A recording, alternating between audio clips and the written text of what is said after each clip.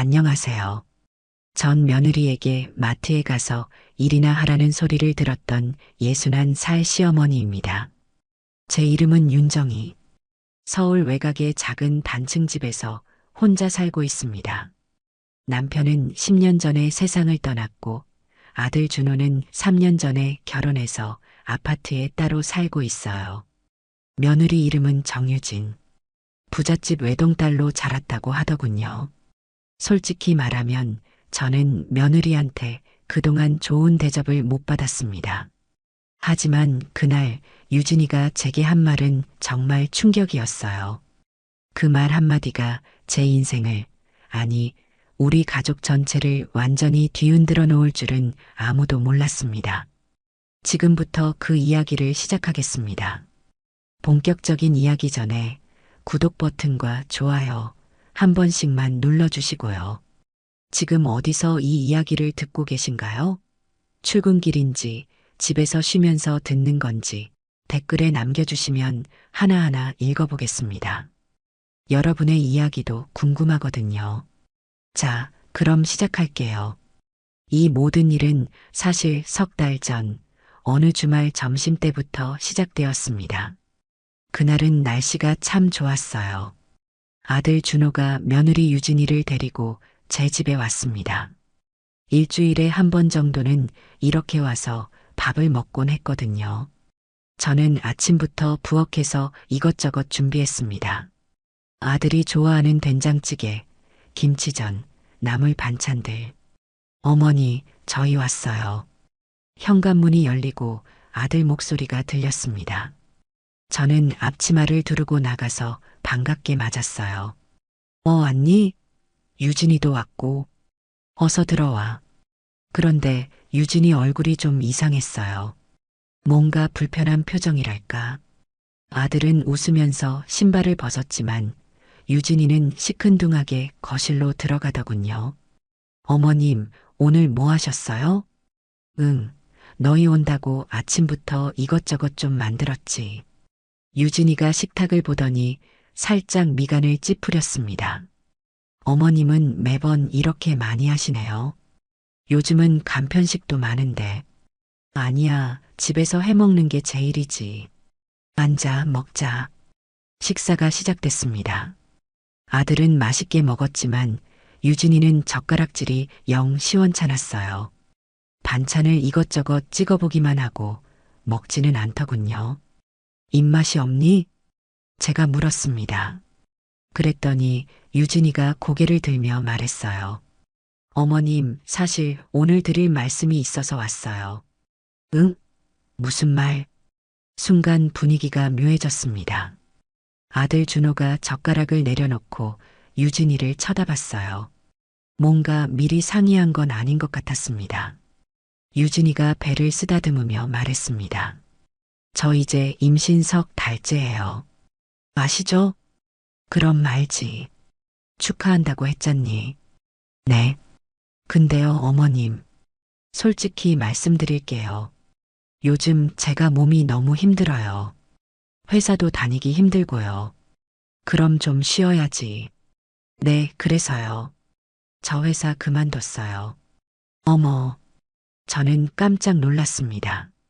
유진이는 그래도 대기업에 다니고 있었거든요. 월급도 꽤 되는 걸로 알았어요. 갑자기 준호는 알고 있었어? 아들이 난처한 표정으로 고개를 끄덕였습니다. 응, 어머니. 유진이가 너무 힘들어해서 일단 출산 때까지는 쉬기로 했어요. 그래, 그럼 그렇게 해야지. 몸이 제일 중요하니까. 저는 이해한다는 듯 고개를 끄덕였습니다. 그런데 유진이 입에서 나온 다음 말에 저는 귀를 의심했습니다. 그래서요, 어머님. 제가 회사를 그만두면 우리 집 수입이 줄잖아요. 그렇겠네. 그래서 생각해 봤는데요.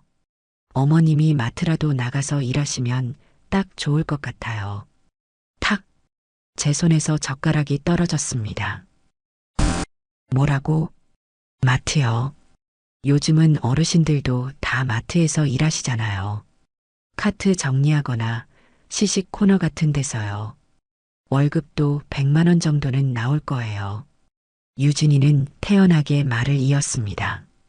그리고 어머님, 솔직히 집에만 계시면 건강도 안 좋아지잖아요. 일하시면 몸도 움직이시고 사람들도 만나시고 좋으시잖아요. 저는 말문이 막혔습니다.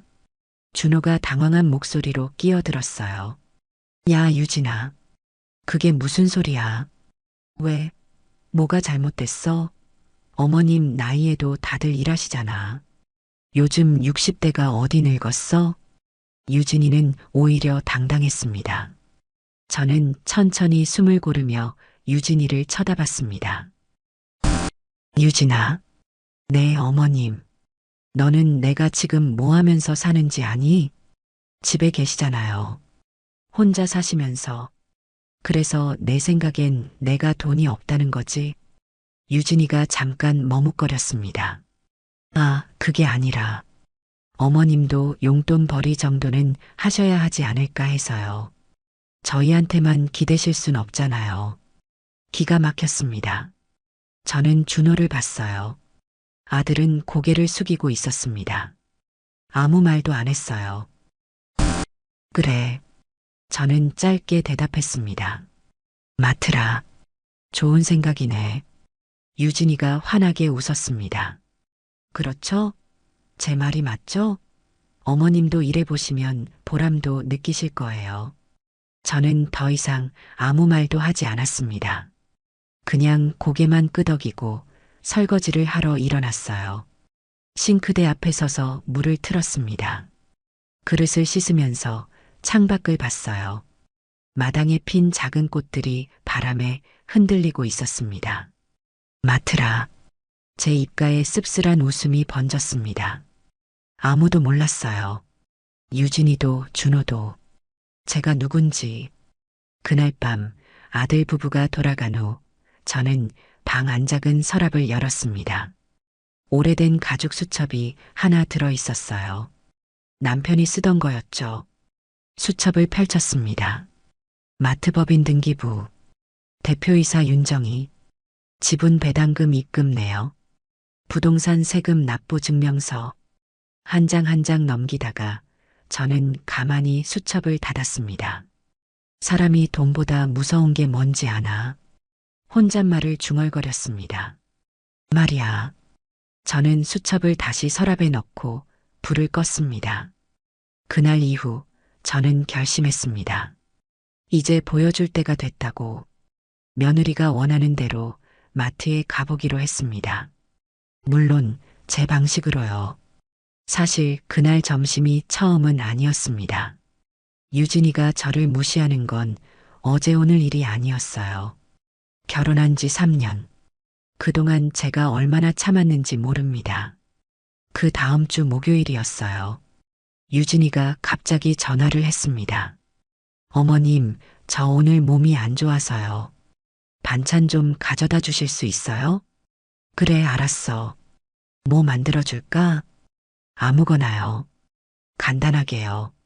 전화를 끊고 저는 부엌으로 갔습니다. 냉장고를 열어봤어요. 김치, 멸치볶음, 시금치나물, 조림 반찬들. 정성껏 담아서 큰 봉투에 넣었습니다. 그리고 아들 부부가 사는 아파트로 갔어요. 초인종을 눌렀습니다. 들어오세요. 유진이 목소리가 들렸어요. 문을 열고 들어가니 유진이가 소파에 누워서 휴대폰을 보고 있었습니다.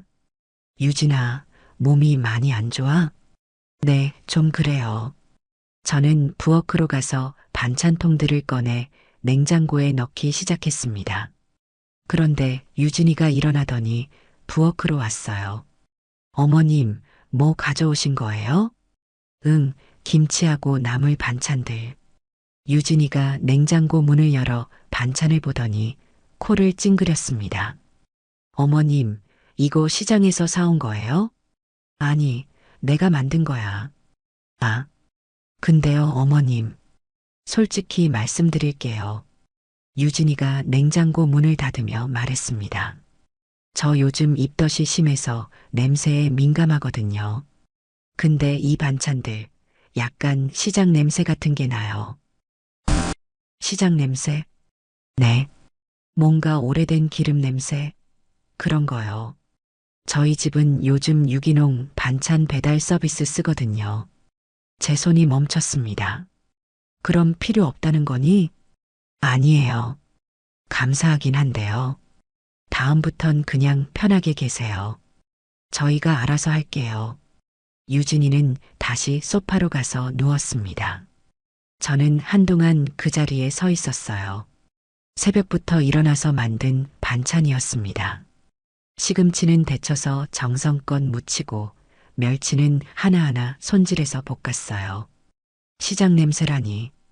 저는 아무 말 없이 짐을 챙겨 나왔습니다. 엘리베이터를 타고 내려오는데 눈물이 날 것 같았어요. 하지만 참았습니다. 그냥 참았어요. 일주일 후 더 충격적인 일이 있었습니다. 아들이 출장을 간다고 했어요.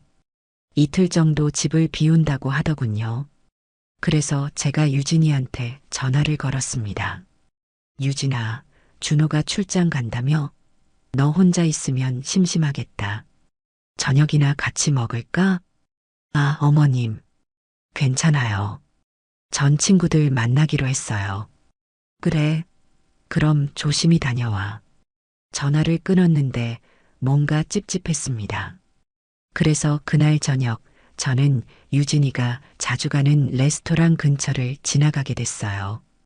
우연이요. 정말 우연이었습니다. 그런데 창문 너머로 유진이가 보이는 거예요. 친구들이랑 식사를 하고 있었어요. 저는 그냥 지나가려고 했습니다. 그런데 유진이 목소리가 들렸어요. 창문이 조금 열려 있었거든요. 아, 우리 시어머니 진짜 답답해. 저는 걸음을 멈췄습니다. 유진이 친구가 물었어요. 왜? 무슨 일 있어? 아니, 맨날 반찬 만들어서 갖다 주시잖아. 근데 솔직히 좀 그래. 시장 냄새 같은 거 나고. 우리 집은 유기농 배달 서비스 쓴다니까? 아, 그래도 정성인데. 정성은 뭔 정성? 그냥 옛날 스타일이야. 세상 물정도 모르고 일도 안 하고 그냥 우리한테 기대서 사는 타입? 제 심장이 쿵 내려앉았습니다. 친구가 말했어요. 그래도 시어머니잖아. 그리고 반찬은 잘하시나 보네. 그런 거야 뭐 시장 다니는 분들이 다 하는 거지. 유진이가 와인 잔을 들며 웃었습니다. 어쨌든 나 곧 애 낳으면 육아 도우미로 쓸모는 있겠지. 그것도 공짜로. 친구들이 웃었습니다. 저는 더 이상 듣지 못하고 그 자리를 떠났습니다. 집으로 돌아오는 버스 안에서 저는 창밖만 바라봤어요. 눈물이 나려고 했지만 꾹 참았습니다. 괜찮아. 익숙해. 혼자 중얼거렸습니다. 이 정도는 아무것도 아니야. 집에 도착해서 불을 켰습니다. 텅 빈 거실. 혼자 사는 집은 항상 이렇게 조용했어요. 저는 방으로 들어가 옷을 갈아입었습니다. 그리고 화장대 앞에 앉았어요. 거울 속 제 얼굴을 봤습니다. 주름진 얼굴, 백발이 섞인 머리, 수수한 옷차림. 맞아. 나 이렇게 생겼지. 손으로 얼굴을 쓸어내렸습니다. 돈 없어 보이지. 초라해 보이지. 한숨을 쉬었어요. 그때였습니다. 화장대 서랍이 눈에 들어왔어요. 저는 천천히 서랍을 열었습니다. 오래된 가죽 수첩이 거기 있었습니다. 남편 것이었죠. 수첩을 꺼내 펼쳤습니다.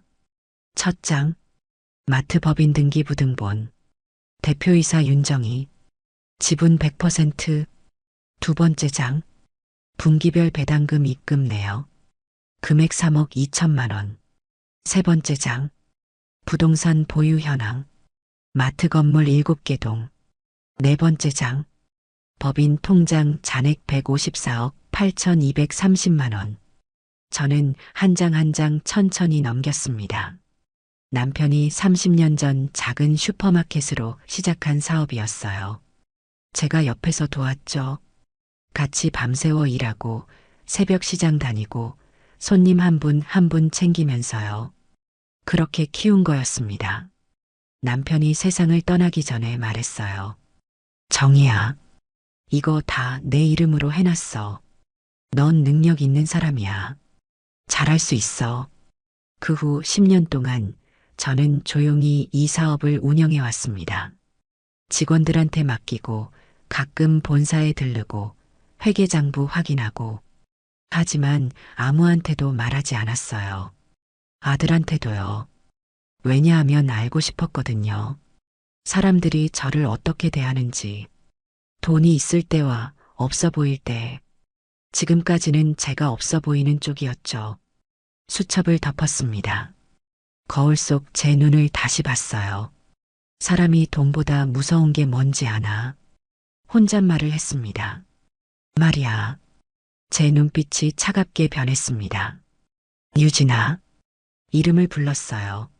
너도 곧 알게 될 거야. 수첩을 서랍에 넣고 불을 껐습니다. 이제 정말로 보여줄 때가 됐습니다. 며느리가 원하는 대로 마트에 가보기로 했어요. 하지만 제 방식으로요. 내일부터 계획을 시작하겠습니다. 어떤 계획이냐고요? 천천히 지켜보시면 알게 될 겁니다. 다음 날 아침 저는 평소보다 일찍 일어났습니다. 옷장을 열었어요. 평소에 입던 낡은 옷들이 주르륵 걸려 있었습니다. 그 중에서 가장 수수한 바지와 티셔츠를 골랐어요. 거울을 봤습니다. 화장기 없는 얼굴, 백발 섞인 머리. 완벽했어요. 이 모습으로 가면 되겠네. 가방을 챙겨 집을 나섰습니다. 목적지는 마트. 제가 운영하는 마트였죠. 하지만 오늘은 대표로 가는 게 아니었습니다. 버스를 타고 40분을 달려 마트 앞에 도착했어요. 큰 건물이 눈앞에 펼쳐졌습니다. 5층짜리 건물. 주차장은 이미 차들로 가득했어요.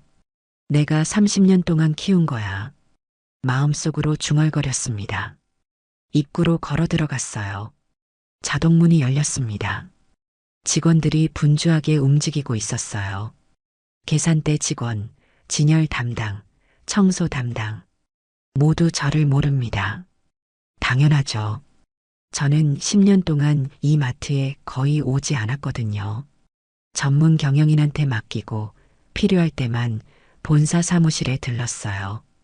그것도 저녁 늦게 직원들 다 퇴근한 후에요. 저는 카트 보관소로 갔습니다. 거기서 어떤 남자가 카트를 정리하고 있었어요. 50대쯤 돼 보이는 분이었습니다. 저기요. 제가 말을 걸었습니다. 네. 손님, 뭐 찾으세요? 아니요. 저 여기서 일하고 싶은데요. 남자가 저를 위아래로 훑어봤습니다. 아, 일자리요? 점장님한테 가보세요. 저기 고객센터 옆에 사무실 있어요. 네, 감사합니다. 저는 사무실로 갔습니다. 문을 두드렸어요. 들어오세요. 안에서 목소리가 들렸습니다. 문을 열고 들어가니 40대 남자가 책상 앞에 앉아 있었어요. 김 점장. 제가 직접 뽑은 사람이었죠. 하지만 그는 제 얼굴을 모릅니다. 어떻게 오셨어요? 일자리 찾아서 왔어요. 김 점장이 저를 쳐다봤습니다. 잠깐 머뭇거리더니 물었어요.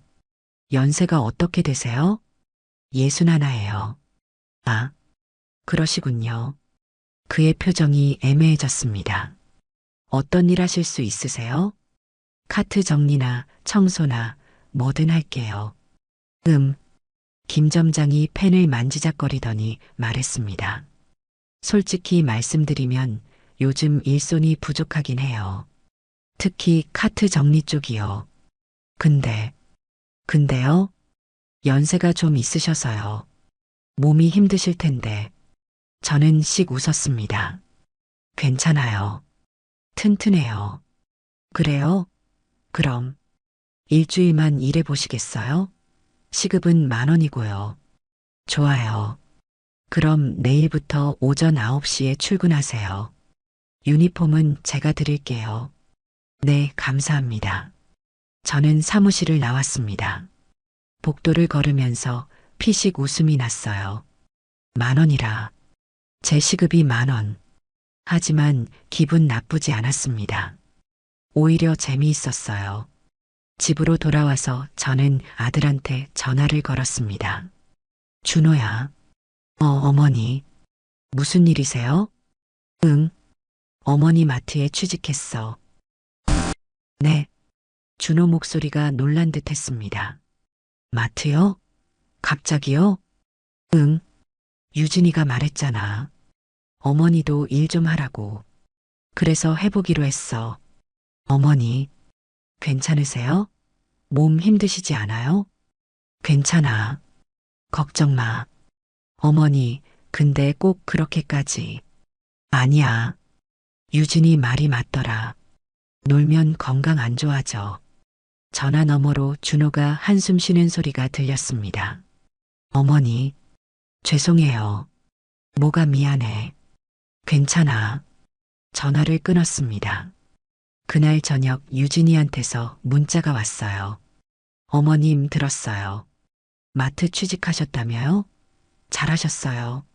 건강도 챙기시고 용돈도 버시고 히읗히읗 파이팅. 문자를 보면서 저는 씁쓸하게 웃었습니다. 용돈이라. 휴대폰을 내려놓고 창밖을 봤어요. 어둠이 내려앉고 있었습니다. 다음 날 아침 저는 마트로 출근했습니다. 김 점장이 저를 보더니 유니폼을 건넸어요. 주황색 조끼였습니다. 이거 입으시고요. 여기 로커룸에서 갈아입으세요. 네. 로커룸에 들어가 유니폼을 입었습니다. 거울을 봤어요. 주황색 조끼를 입은 61살 여자. 딱 마트 아르바이트생처럼 보였습니다. 완벽해. 밖으로 나왔습니다. 김 점장이 저를 데리고 카트 보관소로 갔어요. 여기서 카트 정리하시면 돼요. 손님들이 막 갖다 놓거든요. 줄 맞춰서 정리해 주시고 바퀴 확인도 해 주세요. 알겠습니다. 힘들면 언제든 말씀하세요. 김 점장이 떠났습니다. 저는 카트를 잡았어요. 하나씩 끌어당겨서 줄을 맞췄습니다. 생각보다 무거웠어요.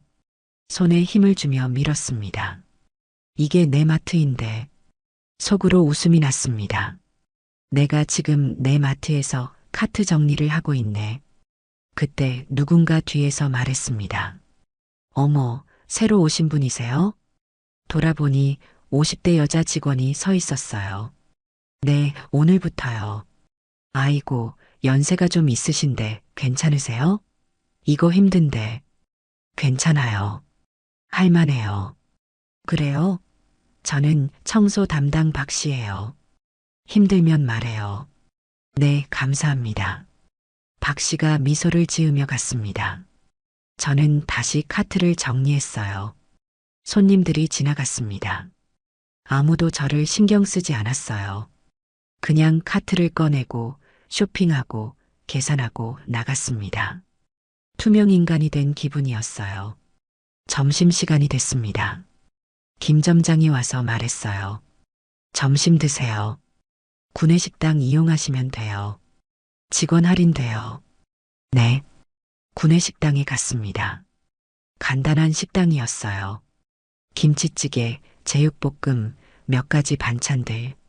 저는 김치찌개를 시켰습니다. 자리에 앉아 밥을 먹는데 옆 테이블에서 직원들이 수다를 떨었어요. 야, 너 사장님 본 적 있어? 아니, 한 번도. 너는? 나도. 10년 넘게 일했는데 얼굴도 몰라. 신기하지? 점장님도 사장님이랑 통화만 한대. 사장님이 여자라던데? 응. 근데 엄청 조용히 하신대. 회의도 안 오시고 그냥 보고서만 받으신대. 저는 조용히 밥을 먹으면서 그 대화를 들었습니다. 그래, 너희가 날 몰라도 돼. 숟가락을 들며 생각했습니다. 아직은. 오후 근무가 시작됐습니다. 카트를 계속 정리했어요. 허리가 조금 아팠지만 참을만 했습니다. 그때였어요. 익숙한 목소리가 들렸습니다. 아, 여기 마트네. 여기 괜찮아. 제 며느리 정유진이었습니다. 친구들과 함께 마트로 들어오고 있었어요. 저는 재빨리 카트 뒤로 몸을 숨겼습니다. 유진이가 저를 보지 못하게요. 유진이가 친구들과 얘기하며 걸어갔습니다. 여기 시어머니가 일하신대. 카트 정리. 진짜? 어디? 모르겠어. 아마 저기 어딘가. 유진이가 웃었습니다. 괜찮잖아. 어르신들 일하시는 거. 용돈이라도 버시고. 제 손이 카트를 꽉 쥐었습니다. 용돈이라. 그들은 쇼핑을 하러 안쪽으로 들어갔습니다. 저는 천천히 숨을 내쉬었어요. 조금만 기다려. 카트를 밀며 중얼거렸습니다. 조금만 기다리면 내가 깜짝 놀랄 날이 올 거야. 퇴근 시간이 됐습니다. 유니폼을 벗고 로커룸에서 나왔어요. 김 점장이 저를 불렀습니다. 수고하셨어요. 첫날인데 잘하셨어요. 감사합니다. 내일도 같은 시간에 오시면 돼요. 네, 알겠습니다. 마트를 나서면서 저는 건물을 올려다봤습니다. 내 건물. 피식 웃음이 났어요. 내가 내 건물에서 시급 10,000원 받고 카트 정리를 했네. 버스를 타고 집으로 돌아왔습니다. 문을 열고 들어가 불을 켰어요. 거울 앞에 섰습니다. 피곤한 얼굴. 허리도 좀 아팠어요. 하지만 기분은 묘했습니다. 서랍을 열어 수첩을 꺼냈어요. 펼쳤습니다. 법인 통장 잔액 154억 8,230만 원. 한참 들여다보다가 수첩을 덮었습니다. 곧이야. 혼잣말을 했습니다. 곧 다 보여줄 거야. 불을 끄고 잠자리에 들었습니다. 내일도 출근입니다. 카트 정리하러요. 며느리가 원한 대로요. 하지만 이건 시작일 뿐이었습니다. 진짜는 아직 안 보여줬거든요. 일주일이 지났습니다. 저는 매일 아침 9시에 출근해서 오후 5시에 퇴근했어요. 카트 정리, 바닥 청소, 가끔은 진열 보조까지. 시급 10,000원짜리 일이었습니다. 직원들은 저한테 친절했어요. 특히 박 씨는 점심때마다 같이 먹자고 했죠. 언니, 힘들지 않으세요? 괜찮아요. 할만해요. 대단하세요. 저 같으면 이 나이에 못할 것 같은데. 저는 그냥 웃었습니다. 김 점장도 만족스러워했어요. 정희 씨, 일 잘하시네요. 계속 하실 거죠? 네, 당연하죠. 모든 게 순조로웠습니다. 그런데 금요일 오후였어요. 휴대폰이 울렸습니다. 며느리 유진이었습니다. 어머님. 응, 유진아. 어머님, 지금 일 중이세요? 응, 잠깐 쉬는 시간이야. 아, 그럼 통화 괜찮으시겠네요. 유진이 목소리가 평소와 달랐어요. 뭔가 불편한 느낌이었습니다. 무슨 일인데? 어머님 있잖아요. 솔직히 말씀드릴게요. 그래, 말해봐. 저희 이번 달 생활비가 좀 부족해요. 제 손이 멈췄습니다. 생활비? 네. 제가 회사 그만두고 나니까 수입이 줄었잖아요. 아기 용품도 사야 하고 병원비도 나가고. 솔직히 빠듯해요. 준호 월급이 있잖아. 그게 다 나가요. 대출 이자에 관리비에 보험에. 진짜 남는 게 없어요. 저는 한참 말이 없었습니다. 유진이가 말을 이었어요. 그래서요, 어머님. 어머님이 마트에서 버시는 거 있잖아요. 그거라도 좀 보태주시면 안 될까요? 내가 버는 돈을? 네. 한 달에 100만 원 정도? 어차피 어머님은 혼자 사시니까 생활비 많이 안 드시잖아요. 귀를 의심했습니다. 제가 버는 시급 10,000원으로 한 달 100만 원을 모아서 그걸 며느리한테 주라고요? 유진아. 네, 어머님. 너희 그렇게 힘들어? 네. 솔직히 좀 그래요. 어머님도 아시잖아요. 요즘 애 키우는 게 얼마나 돈 드는지. 그래서 내 시어머니한테 손 벌리는 거니? 유진이 목소리가 살짝 날카로워졌습니다. 손 벌리는 게 아니라 도와달라는 거예요. 가족인데 서로 도와야죠. 가족. 제가 중얼거렸습니다. 가족이니까 도와야 한다고? 네, 당연하죠. 저는 한참 침묵했습니다. 유진이가 조금 불안해진 듯 말했어요. 어머님, 들으세요? 응, 듣고 있어. 그럼 도와주실 거예요? 저는 천천히 대답했습니다. 유진아, 내가 지금 마트에서 카트 정리하는 거 알지? 네, 알아요. 그게 얼마나 힘든 일인지 알아? 그야 힘들겠죠.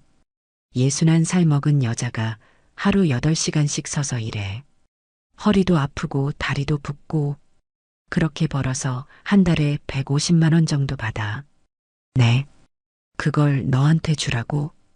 유진이가 잠시 말을 멈췄습니다. 어머님, 그게 저도 어쩔 수 없어서 그러는 거예요. 정말 힘들어서요. 너는 힘들면 나한테 기대면 되고 나는 힘들면 누구한테 기대?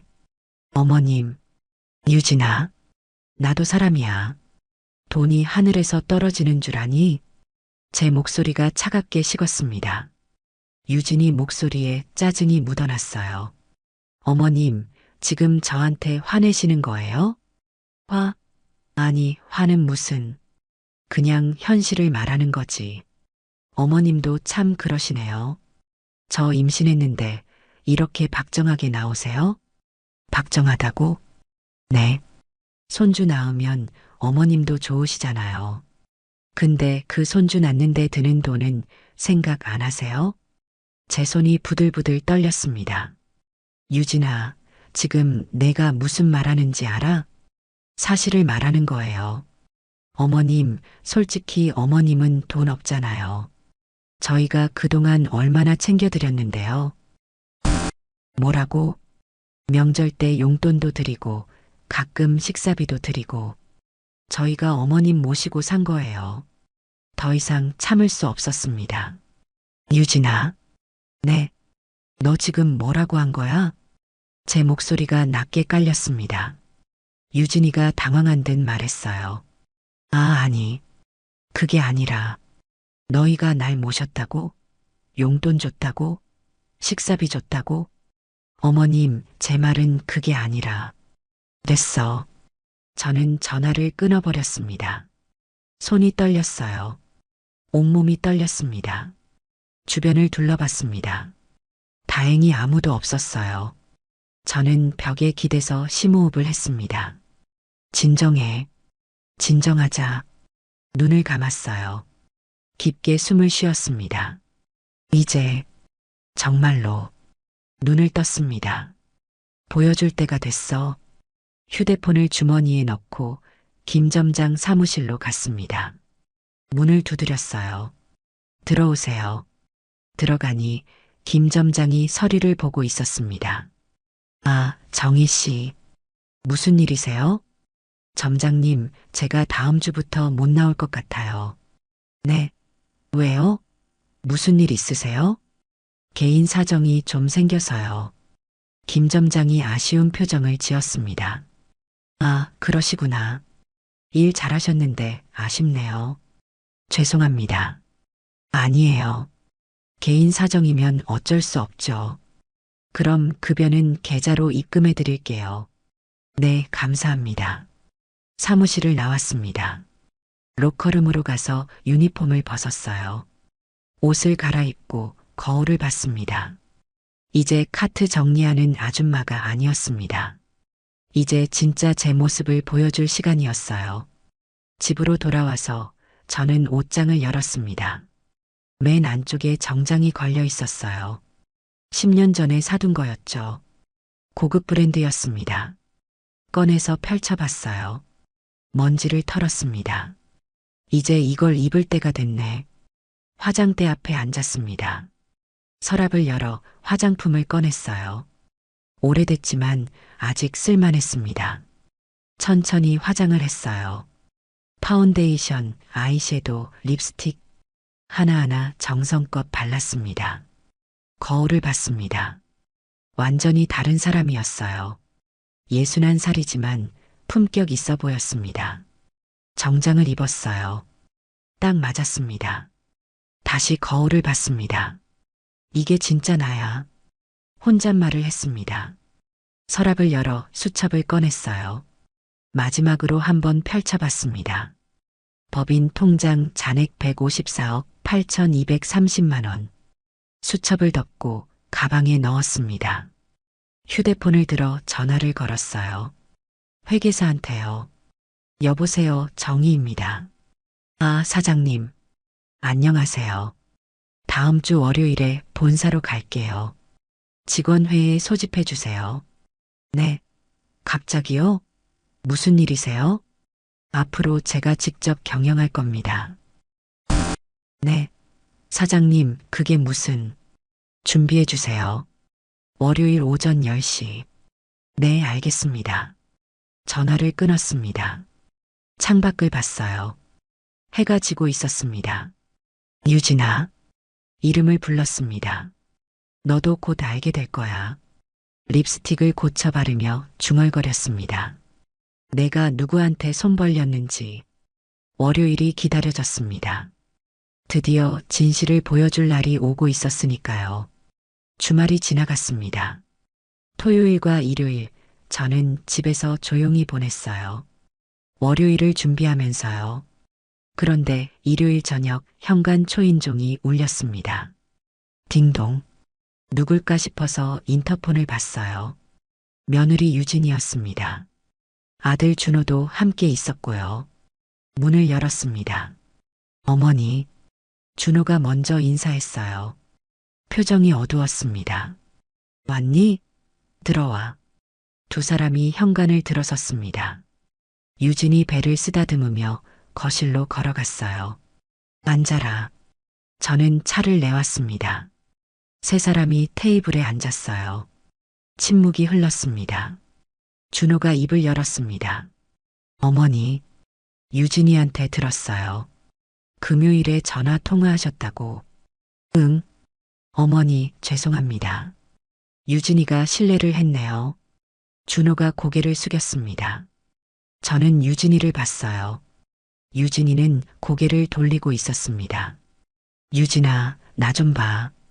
유진이가 마지못해 저를 봤어요. 금요일에 한 말 진심이었니? 어머님, 나한테 돈 달라고 한 거 진심이었냐고. 유진이가 입술을 깨물었습니다. 어머님, 저도 어쩔 수 없었어요. 정말 돈이 부족해서. 그래서 내 시어머니한테 손 벌린 거야? 어머님. 준호가 끼어들었습니다. 어머니, 제가 잘못했어요. 제가 유진이를 제대로 못 챙겼어요. 준호야, 너는 빠져. 제 목소리가 차갑게 나왔습니다. 지금 내가 유진이한테 물어보는 거야. 유진이가 눈물을 글썽이며 말했습니다. 어머님, 저 정말 힘들어요. 임신해서 회사도 그만두고 돈도 없고 어머님은 혼자 사시잖아요. 저희보다 여유 있으시잖아요. 여유? 제가 되물었습니다. 내가 여유 있다고? 네. 어머님은 집도 있으시고 생활비도 많이 안 드시잖아요.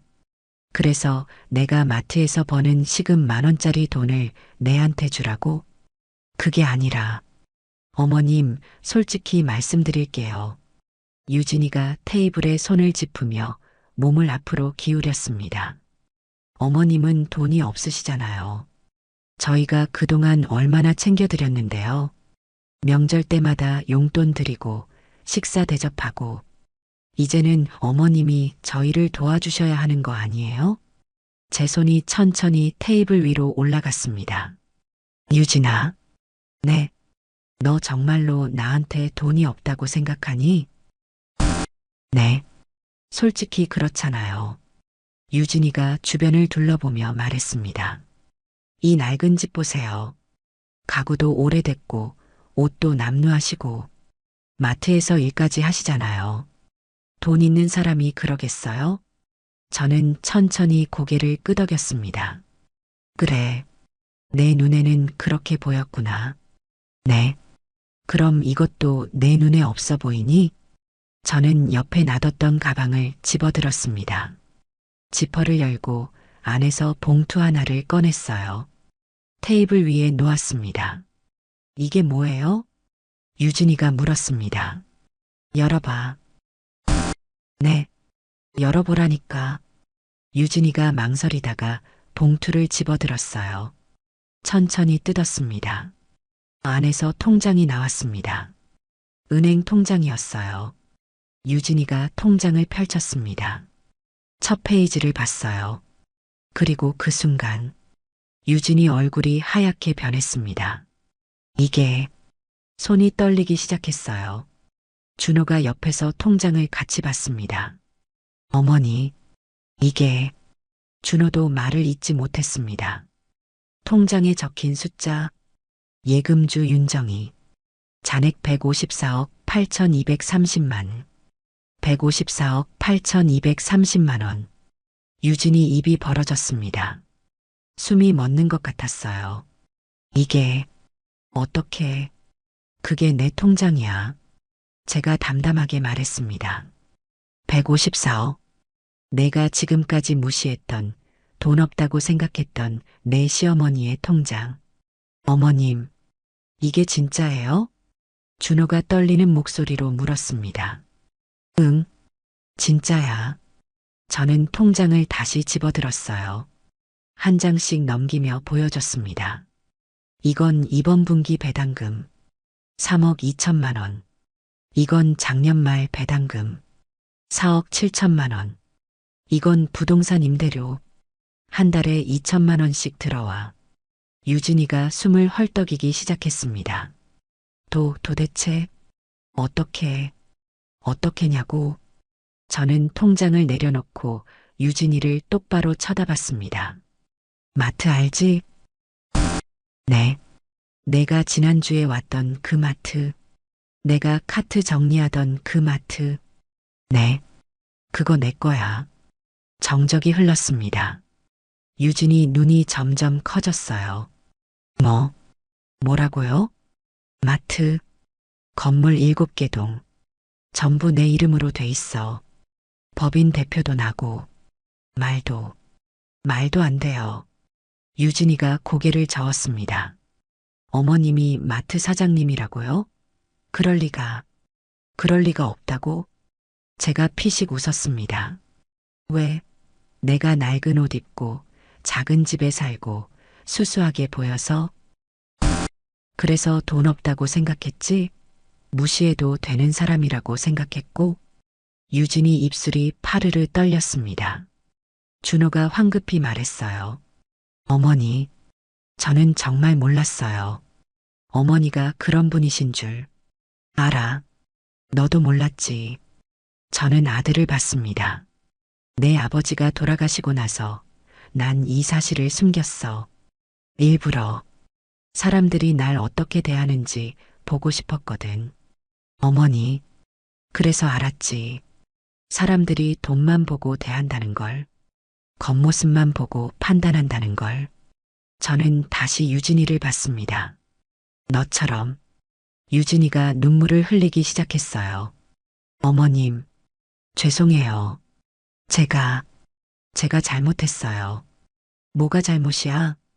제가 어머님을 무시했어요. 돈 없다고 생각하고 함부로 대했어요. 유진이가 울먹이며 말했습니다.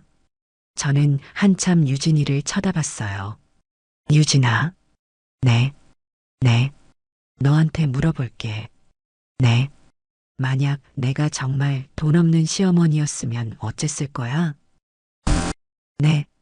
만약 이 통장이 없었으면, 진짜로 가난한 시어머니였으면, 그래도 너는 나한테 그렇게 대했을 거야? 유진이가 대답하지 못했습니다. 저는 천천히 일어섰어요. 돈이 있든 없든 사람은 존중받아야 해. 특히 내 시어머니를. 어머님, 오늘은 이만 돌아가. 난 좀 쉬고 싶구나. 어머님, 저희 돌아가. 제 목소리가 단호했습니다. 준호가 유진이를 부축해서 일으켰어요. 유진이는 계속 울면서 뒤를 돌아봤습니다. 어머님, 죄송해요. 정말. 저는 대답하지 않았습니다. 현관문이 닫혔어요. 저는 혼자 거실에 남았습니다. 테이블 위에 통장이 놓여 있었어요. 154억. 숫자를 보면서 저는 한숨을 쉬었습니다. 이제 알았겠지. 혼잣말을 했습니다. 내가 누구를 무시했는지. 불을 끄고 방으로 들어갔습니다. 내일은 월요일. 드디어 마트 본사에 가는 날이었습니다. 진짜 제 모습을 모두에게 보여줄 날. 잠자리에 누우면서 저는 미소를 지었습니다. 이제 시작이었습니다. 월요일 아침이 밝았습니다. 저는 평소보다 일찍 일어났어요. 샤워를 하고 머리를 정성껏 말렸습니다. 화장대 앞에 앉아 차근차근 화장을 했어요. 파운데이션, 아이브로우, 아이섀도우, 립스틱 하나하나 신경 써서 발랐습니다. 거울을 봤어요. 61살이지만 당당하고 우아해 보였습니다. 옷장을 열었습니다. 어두운 네이비색 정장을 꺼냈어요. 고급 원단이었죠. 10년 전에 맞춤으로 만든 거였습니다. 재킷을 입고 단추를 채웠어요. 바지를 입고 벨트를 맸습니다. 구두를 신었습니다. 검은색 가죽 구두. 굽이 있는 거였어요. 다시 거울 앞에 섰습니다. 완전히 다른 사람이었어요. 카트 정리하던 그 아줌마가 아니었습니다. 이게 진짜 나지. 혼잣말을 하며 미소 지었습니다. 가방을 챙겼어요. 서류 가방이었습니다. 수첩과 중요한 서류들을 넣었어요. 집을 나섰습니다. 이번에는 버스를 타지 않았어요. 택시를 불렀습니다. 마트 본사로 가주세요. 네, 알겠습니다. 택시가 출발했어요. 창밖 풍경을 보면서 저는 심호흡을 했습니다. 떨리네. 솔직히 긴장됐어요. 10년 만에 직원들 앞에 서는 거였으니까요. 30분 후 마트 본사 건물 앞에 도착했습니다. 10층짜리 건물이었어요. 깔끔한 유리로 된 외벽. 입구에는 마트 본사라는 간판이 붙어 있었습니다. 택시비를 계산하고 내렸어요. 건물을 올려다봤습니다. 내 건물. 가슴이 벅차올랐습니다. 자동문을 밀고 들어갔어요. 로비였습니다. 넓고 깨끗했어요. 안내 데스크에 직원이 앉아 있었습니다. 어서 오세요. 어디 찾으세요? 사장실로 가려고요. 아, 사장님이세요? 잠시만요. 직원이 전화를 걸었습니다. 비서실입니다. 사장님 도착하셨습니다. 네, 알겠습니다. 전화를 끊고 저를 봤어요. 엘리베이터로 10층 올라가시면 됩니다. 감사합니다. 엘리베이터를 탔습니다. 버튼을 눌렀어요. 10. 엘리베이터가 올라갔습니다. 마음이 두근거렸어요. 이제 시작이야. 딩. 문이 열렸습니다. 복도가 펼쳐졌어요. 끝에 큰 문이 보였습니다. 사장실이라는 명패가 붙어 있었어요. 걸어갔습니다. 구두 굽소리가 복도에 울렸습니다. 똑, 똑, 똑. 문 앞에 섰습니다. 손잡이를 잡았어요. 돌렸습니다. 문이 열렸어요. 넓은 사무실이었습니다. 큰 책상, 가죽 의자, 창밖으로 보이는 도시 풍경. 사장님 오셨습니까? 비서가 인사했습니다. 30대 여자였어요. 회의 준비 다 됐나요? 네, 회의실에 직원들 대기 중입니다. 알겠습니다. 잠시 후에 가겠습니다. 비서가 나갔어요. 저는 창가로 걸어갔습니다. 창밖을 내려다봤어요. 도시가 한눈에 들어왔습니다. 여기까지 왔구나. 30년 전 남편과 작은 슈퍼마켓을 시작했을 때가 생각났어요. 그때는 이런 날이 올 줄 몰랐죠. 문을 열고 밖으로 나왔습니다. 회의실로 안내해 주세요. 네, 이쪽입니다. 비서를 따라 걸었어요. 복도 끝 회의실 문 앞에 섰습니다. 안에서 웅성거리는 소리가 들렸어요. 사장님 정말 오시나? 오신대. 10년 만이래. 어떤 분이실까? 문을 밀고 들어갔습니다. 회의실이 조용해졌어요. 15명 정도의 직원들이 앉아 있었습니다. 회계사, 관리자, 점장들 모두 저를 쳐다봤어요. 저는 천천히 걸어 들어갔습니다. 구두 소리만 울렸습니다. 회의실 맨 앞 의자에 앉았어요. 직원들을 둘러봤습니다. 김 점장이 눈에 들어왔어요. 제일 마트 점장. 저한테 시급 10,000원 주던 그 사람. 김 점장이 저를 보더니 눈이 휘둥그레졌습니다. 저기, 혹시 제가 미소를 지으며 말했습니다. 안녕하세요. 저는 마트 대표이사 윤정희입니다. 정적이 흘렀습니다. 김 점장 얼굴이 새하얗게 변했어요. 사장님? 네, 김 점장님. 저예요. 그럴 리가. 지난주까지 저희 마트에서 카트 정리하던 거 맞아요. 제가 담담하게 말했습니다. 시급 10,000원 받고 일했죠. 점장님이 고용하셨잖아요. 김 점장이 숨을 헐떡였어요. 죄송합니다. 제가 정말 몰라 뵀습니다. 괜찮아요. 몰라보실 수밖에 없었죠. 제가 일부러 숨겼으니까. 다른 직원들도 수군거렸어요. 사장님이 카트 정리를? 말도 안 돼. 왜 그러신 거지? 저는 자리에서 일어섰습니다. 여러분, 목소리를 높였어요. 회의실이 다시 조용해졌습니다. 저는 10년 동안 이 회사를 뒤에서 운영해 왔습니다. 여러분 얼굴을 한 번도 본 적 없었죠. 일부러 그랬어요. 직원들이 저를 쳐다봤습니다. 왜냐하면 알고 싶었거든요. 이 회사가 제대로 돌아가는지, 직원들이 일을 제대로 하는지, 회계사가 손을 들었어요. 사장님, 그럼 지난주에 일부러. 네, 맞아요. 제 눈으로 직접 보고 싶었어요. 현장이 어떤지. 저는 창가로 걸어갔습니다. 창밖을 보며 말했어요. 결과는 만족스러웠어요. 직원들도 친절하고 시스템도 잘 돌아가고 있더군요. 돌아서서 직원들을 봤습니다. 하지만 이제부터는 제가 직접 관리할 겁니다. 네. 관리자가 놀라서 물었어요. 앞으로 매주 월요일 회의를 할 겁니다. 저도 참석하고요. 중요한 결정은 제가 직접 내릴 거예요. 사장님, 그럼 지금까지는 여러분한테 맡겼죠. 하지만 이제 상황이 바뀌었어요. 저는 다시 자리에 앉았습니다. 오늘부터 마트는 새롭게 시작합니다. 제가 직접 이끌 겁니다. 직원들이 서로 눈빛을 교환했어요. 김 점장이 조심스럽게 말했습니다. 사장님, 정말 죄송합니다. 제가 사장님을 몰라보고. 괜찮아요, 김 점장님. 오히려 잘하셨어요. 저한테 특별 대우 안 하시고 똑같이 대해주셔서 감사해요. 네. 덕분에 현장이 어떤지 제대로 볼 수 있었어요.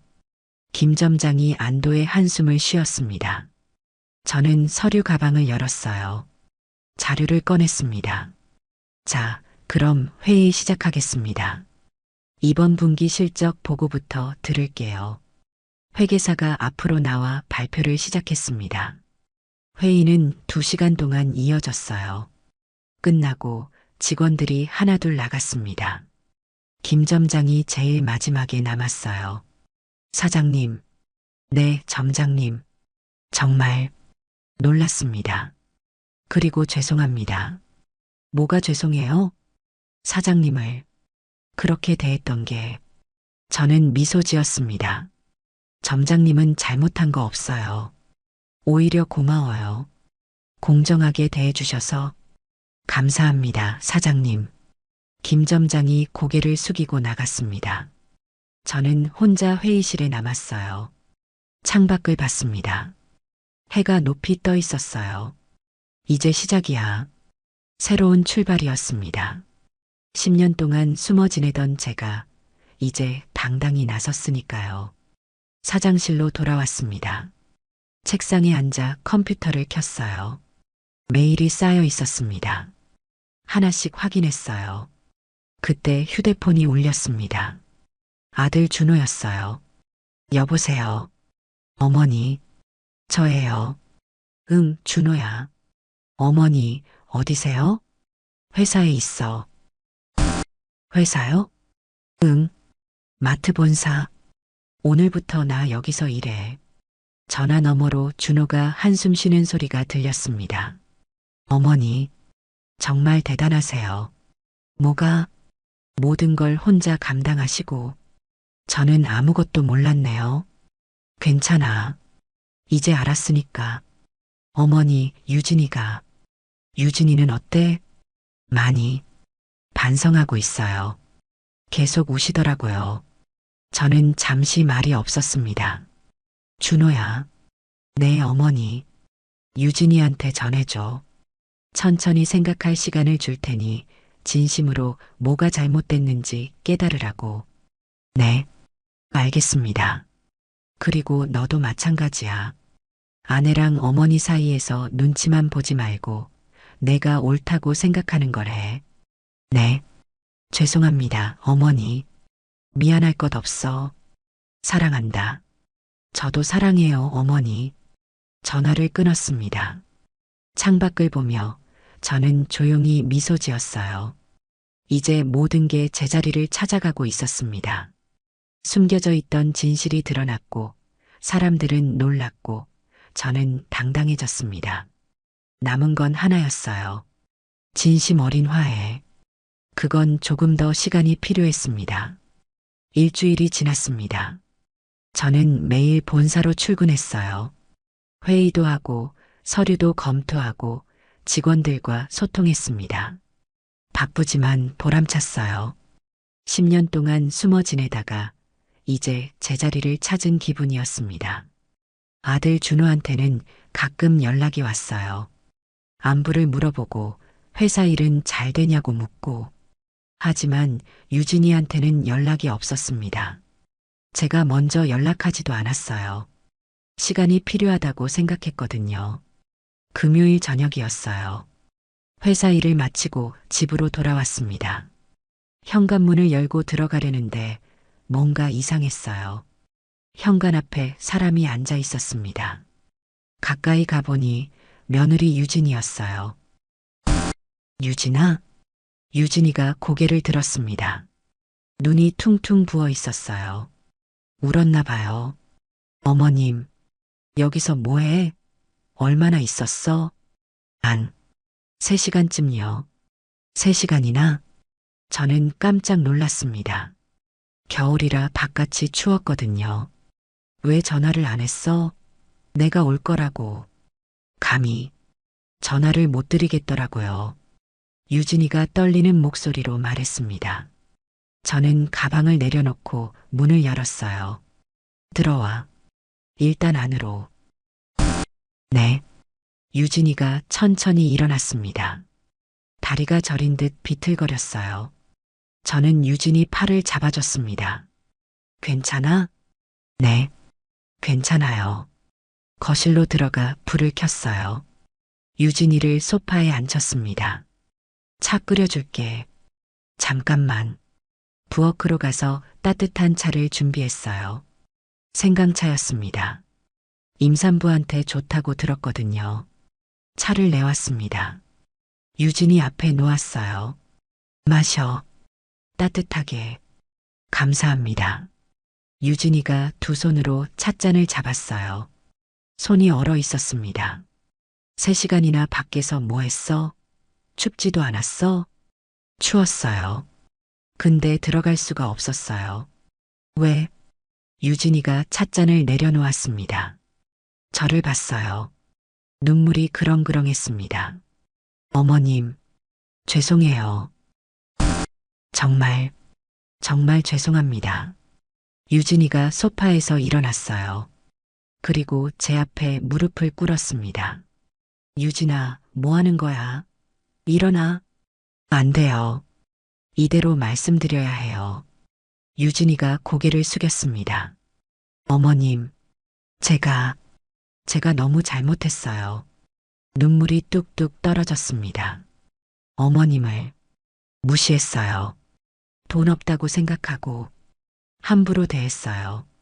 마트 가라고 했고, 반찬에 시장 냄새 난다고 했고, 용돈이나 버시라고 했어요. 유진이 목소리가 떨렸습니다. 그게 얼마나 큰 잘못인지 일주일 내내 생각했어요. 저는 가만히 유진이를 봤습니다. 어머님이 돈이 있든 없든 그건 중요한 게 아니었어요.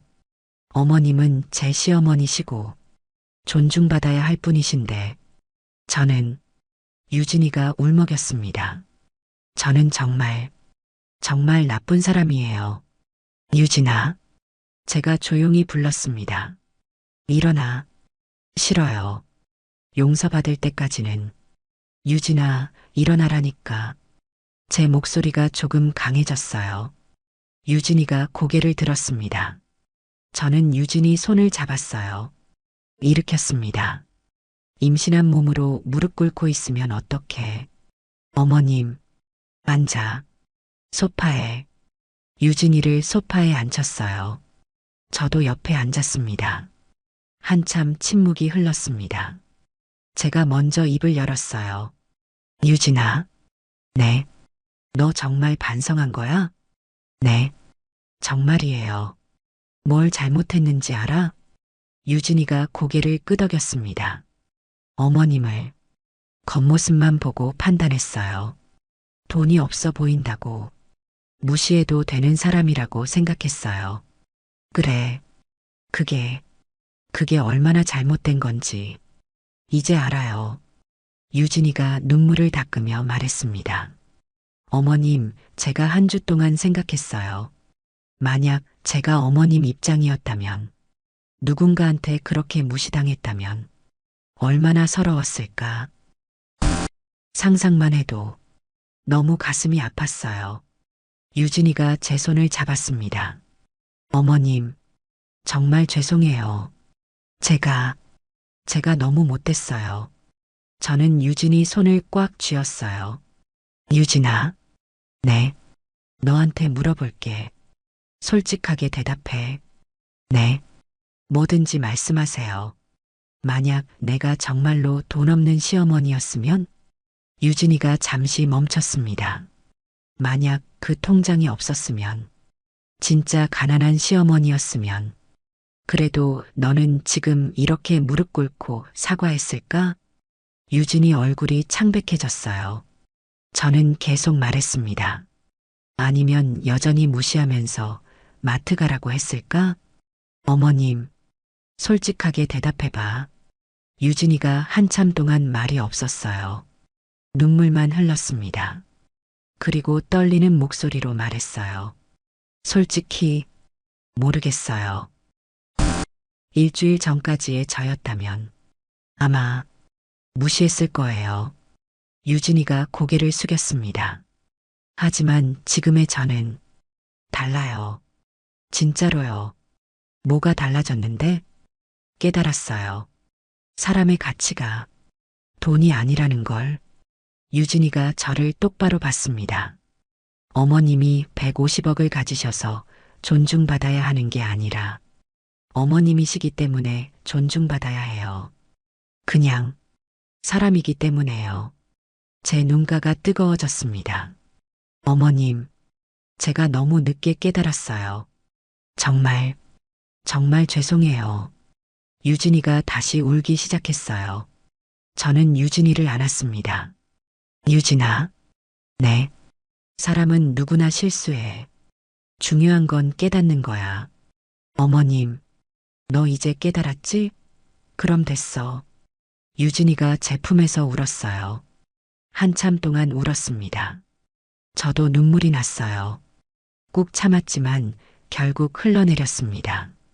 두 사람이 한참 동안 안고 있었어요. 유진이가 먼저 물러났습니다. 눈물 범벅이 된 얼굴로 저를 봤어요. 어머님, 용서해 주시는 거예요? 저는 유진이 머리를 쓰다듬었습니다. 용서할 것도 없어. 우리 가족인데. 어머님, 근데 유진아. 네. 다시는 사람을 겉모습으로 판단하지 마. 약속해. 네. 약속할게요. 절대로 안 그럴게요. 그리고 또 하나. 네. 제가 유진이 배를 살짝 만졌어요. 우리 손주 낳으면 이렇게 키우지 마. 돈으로 사람을 판단하는 아이로. 유진이가 고개를 끄덕였습니다. 네. 제대로 가르칠게요. 어머님처럼 품격 있는 사람으로 키울게요. 저는 웃었습니다. 그래, 그거면 됐어. 유진이도 웃었어요. 눈물 범벅인데 웃으니까 우스웠습니다. 어머님, 배고프세요? 제가 밥 해드릴게요. 아니야, 내가 할게. 안 돼요. 오늘은 제가 할래요. 유진이가 일어나서 부엌으로 갔어요. 냉장고를 열었습니다. 어머님, 뭐 드시고 싶으세요? 뭐든 좋아. 내가 만들어주는 거면. 그럼, 된장찌개 끓여드릴게요. 어머님이 좋아하시잖아요. 그래, 고마워. 유진이가 부엌에서 이것저것 꺼내기 시작했어요. 서툴렀지만 열심히 했습니다. 저는 소파에 앉아서 그 모습을 봤어요.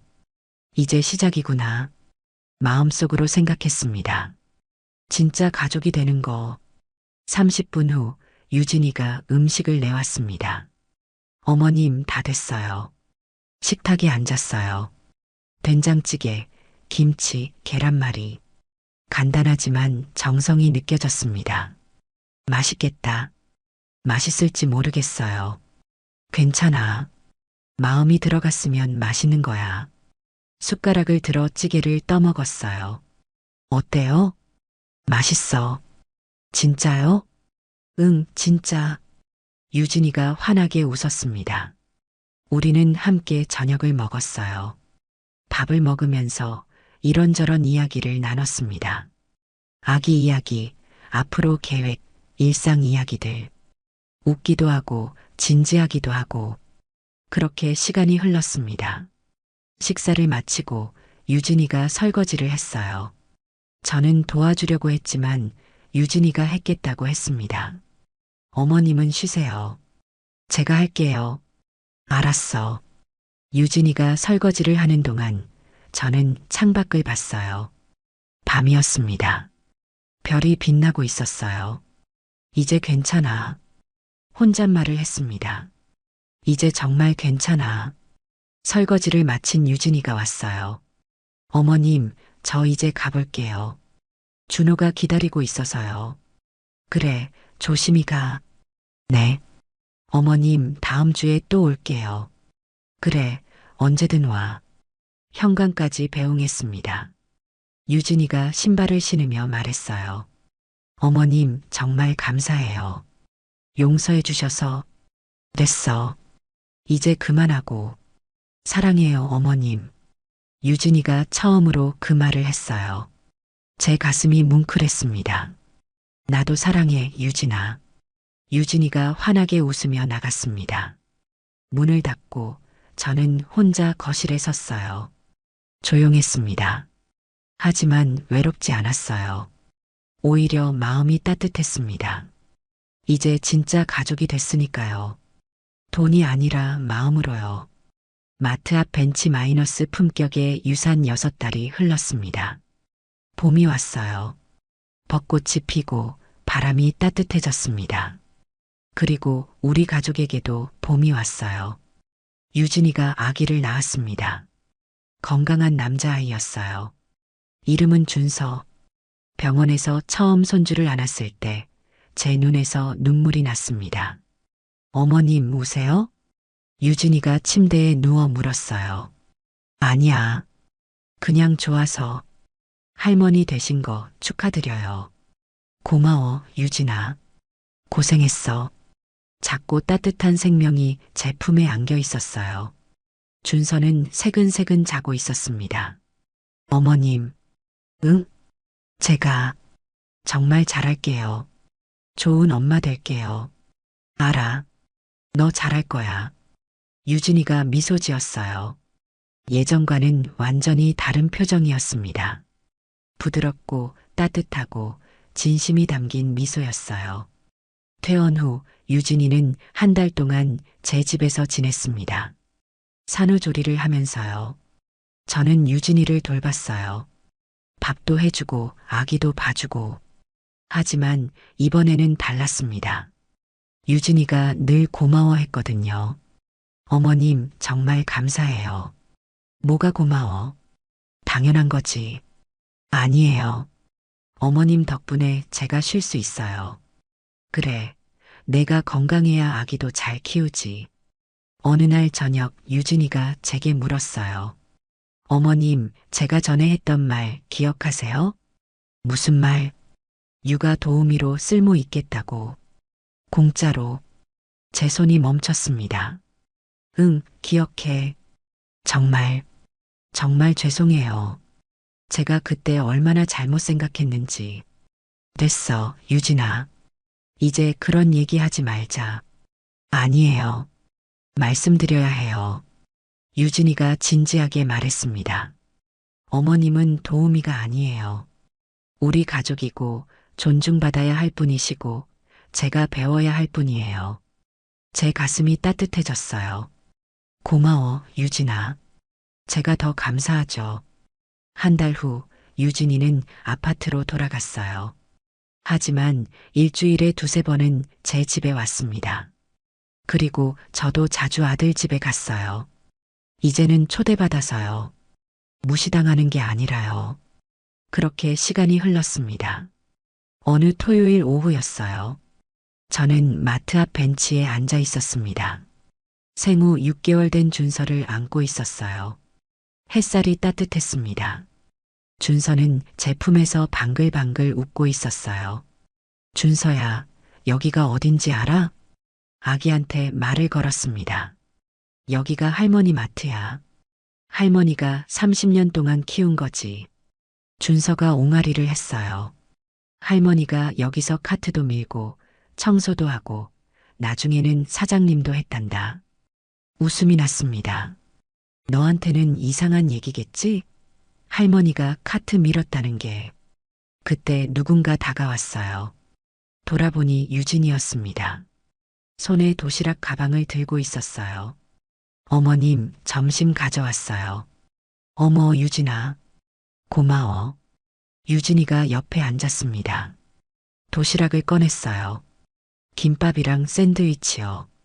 어머님 좋아하실 것 같아서요. 준비성이 좋네. 어머님 회사 오신다고 하셔서 제가 준비했죠. 유진이가 준서를 안았어요. 저는 도시락을 받아들었습니다. 맛있겠다. 잘 먹을게.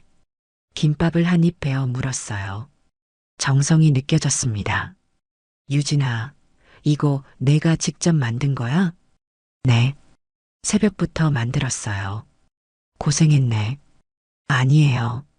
어머님 드시는 거 보니까 뿌듯해요.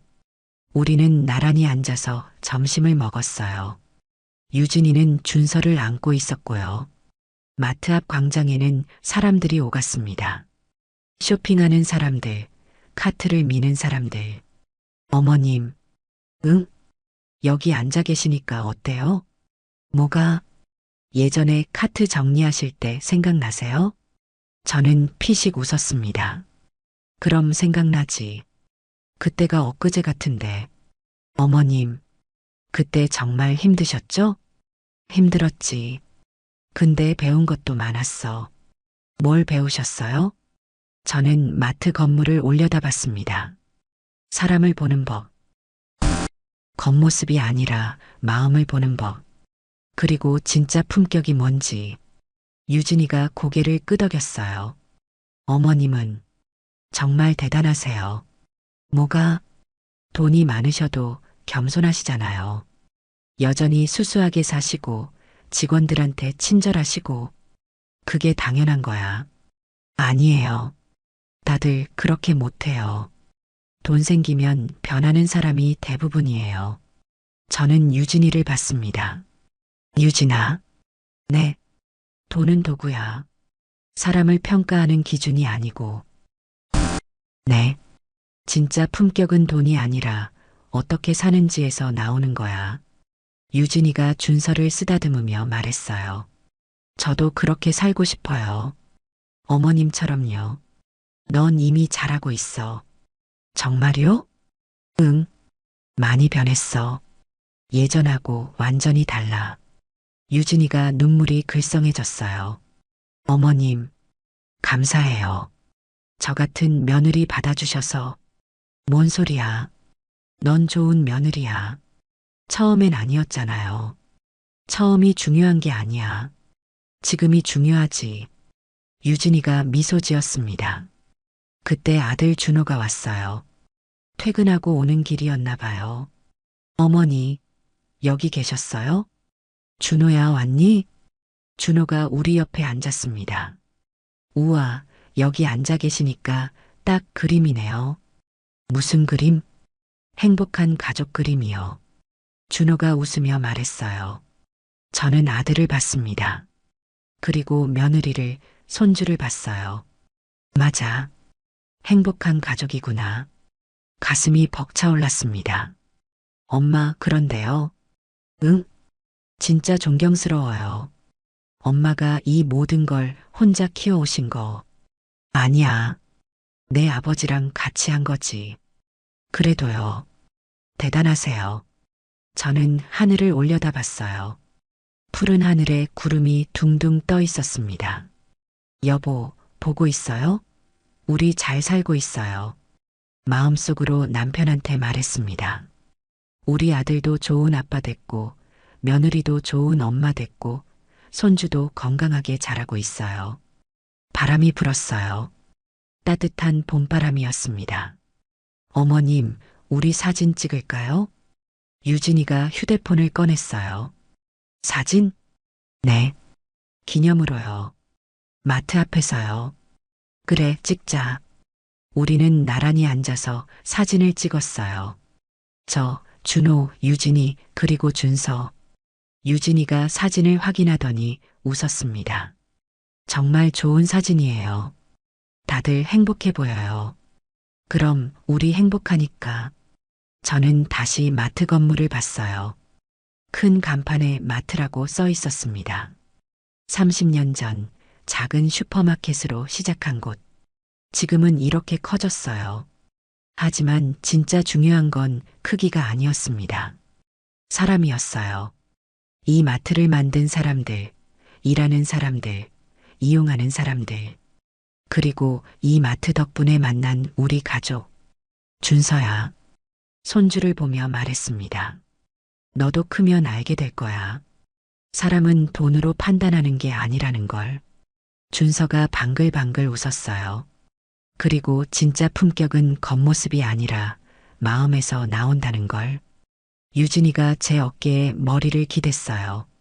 어머님, 사랑해요. 나도 사랑해. 준호가 우리를 안았습니다.